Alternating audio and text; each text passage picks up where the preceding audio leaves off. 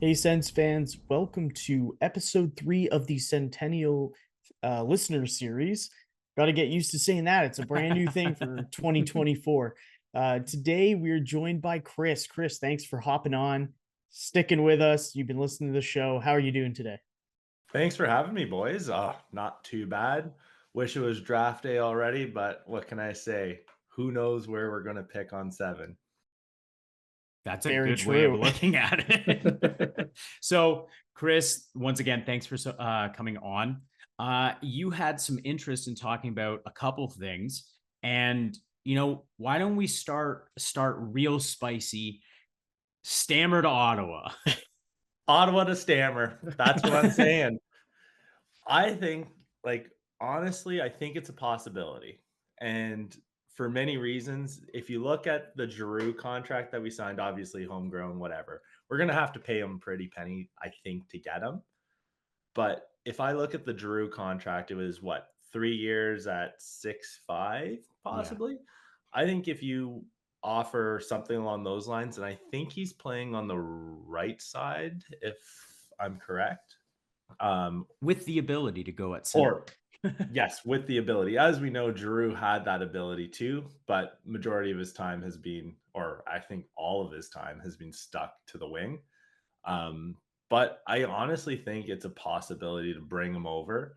You're gonna have to pay pretty penny for it. So like maybe it's a 7 mil 3-year deal, maybe it's a 6.5 4-year deal.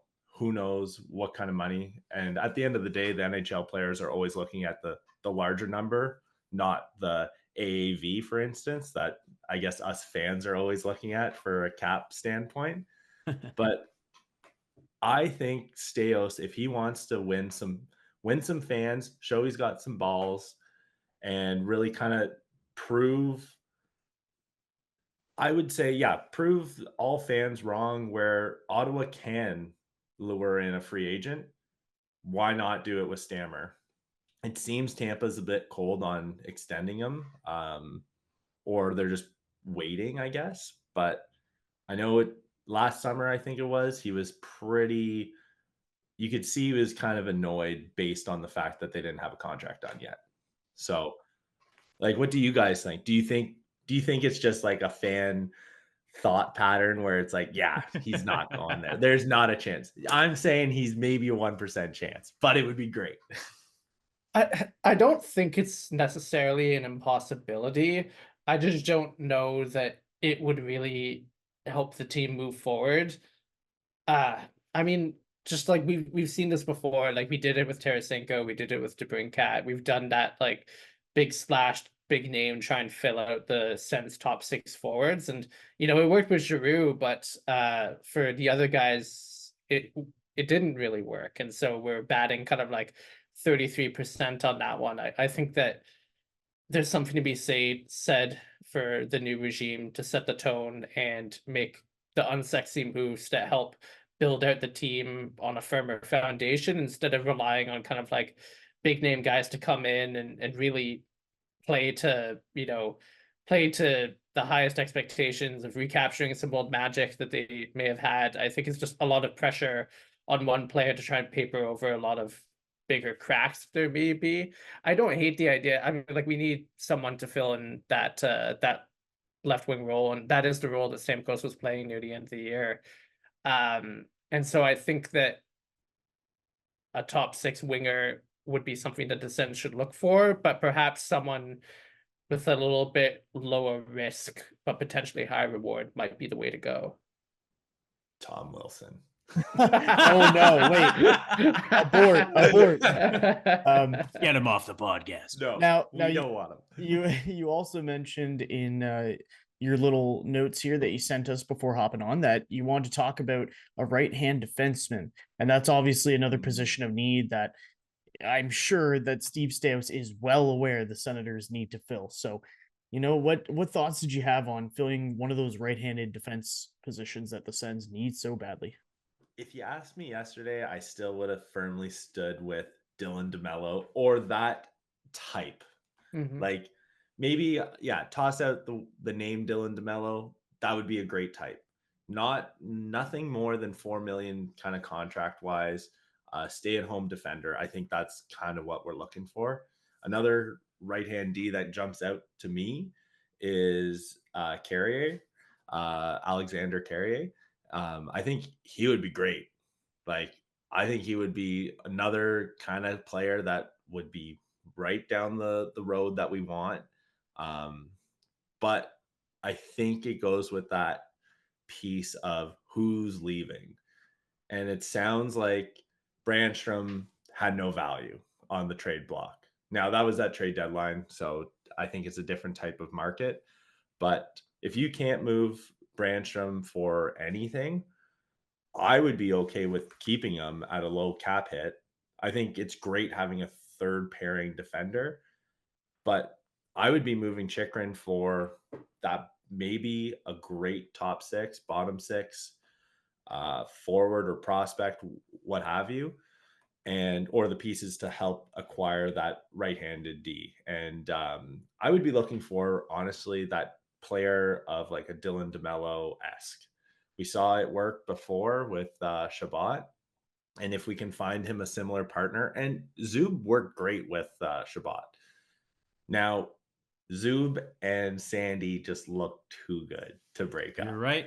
And yeah. So when you say bottom six forward, like who do you envision? On one of our previous fan episodes, you know, listener episodes, I shouldn't say, fan episodes. Yeah. Although I do hope that you're a fan of the show if you're on here. Oh, for sure. But you know, we brought up names like Detroit signing guys, you know, like Fisher and Sprong to fill their bottom six. Vancouver went out to get Pius Suter. There's guys like that, that are like smart moves to make to add to your bottom six. So, you know, is there anybody out there that you think might be a sneaky good ad like that? I'm looking at Utah. With Nick Bjudstad. I think he would be nice down the middle. You could probably move him to, I think, right wing or something along those lines. But we know Vancouver's not going to let him go. But Joshua, what is it? Oh, Dakota Joshua. Yeah. Yeah, he would be fantastic. And like, I honestly think our fourth line specifically needs a whole new look. Parker Kelly, great, love him. As a fan, think he's cool. However, I just don't think it moves the needle. I think we need a new view on that bottom set. And like, honestly, I like Kastelik, I like Parker Kelly, but I think it's time for a new image on that fourth line. And yes, we have a long contract with Zach McEwen. For a fourth line, I look at Dallas.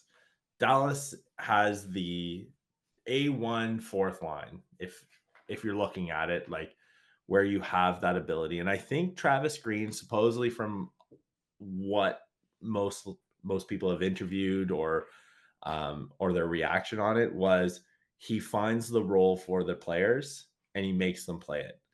And it's finding that niche. And I think with the fourth line, that's something you just let Travis Green kind of have a little bit of play with. If he has character guys that will play a style of game that he's looking for. And I think fourth line is where, if Parker Kelly makes that, sure, but I'm totally cool with just a whole new view. And I think that will help our team totally. All Makes right. sense to us. Yeah. Benet, did you have anything you wanted to add about Chris's thoughts here? No, I think it all makes sense, and it will be so interesting to see how Staios and Co move forward this summer. You know, is it going? I don't think we're going to see the big splashy moves of the name chasing that we saw in the Dorion. I also don't think that we're going to see nothing. I think they surely now recognize that this team isn't good enough to be competitive yet. So I'm desperately curious to see how things go. And I think you mentioned off the top you're excited for the draft. I think that might be a really interesting litmus test for how things go. I think the kind of player that they pick at 7 might be an opportunity to send a message to the fans of how they intend to do business, how they intend to build this team out. So yeah, I think we're all excited to see where things go, because we know that what we've been doing up to now has not been it, folks. Find me the next Eric Carlson, please. That's right. Yeah, it's a simple ask. I mean, how hard can it be? Exactly. No, easy. Exactly. On that note, thank you so much for joining us today, Chris. Really appreciate your time, and thanks for sharing your thoughts with us.